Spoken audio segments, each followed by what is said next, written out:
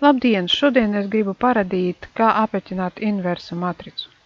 Mums būs pirmais solis, mēs meklējam determinantu. Ekrāna jūs redzat matricu, un ja mēs gribam saskaitīt determinantu, ejam uz kaut kādu tukšu šūnu, pēc tam ejam uz lapiņu formos, un mums interesē kategorija Math and Trick. Atvēram sarakstu un meklējam funkciju mDeterm.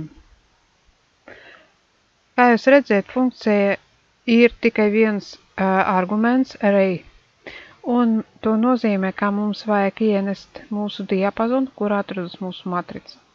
Iezīmējam mūsu diapazonu un parasti nospiežam OK. Mēs redzam šobrīd rezultātu. Un otrais solis. Uzreiz aprēķinām inversu matricu.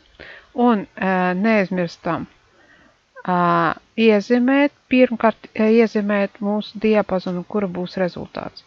Iezīmējam mūsu diapazonu un neaizmirstam, ka cik rindu un kolonu ir mūsu matrica, tik daudz rindu un kolonu būs mūsu diapazona. Mūsu diapazona būs 3 rindiņas un 3 kolonas.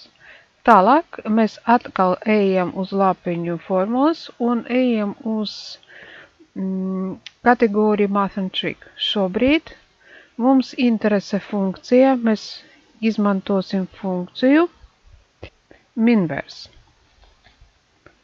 Atkal iezīmējam mūsu diapazonu un nospiežam kombināciju Ctrl+Shift+Enter. Ctrl+Shift+Enter. Viss. Šobrīd mēs redzam mūsu rezultātu. Uz šodienu viss. Paldies par uzmanību. Visu labu!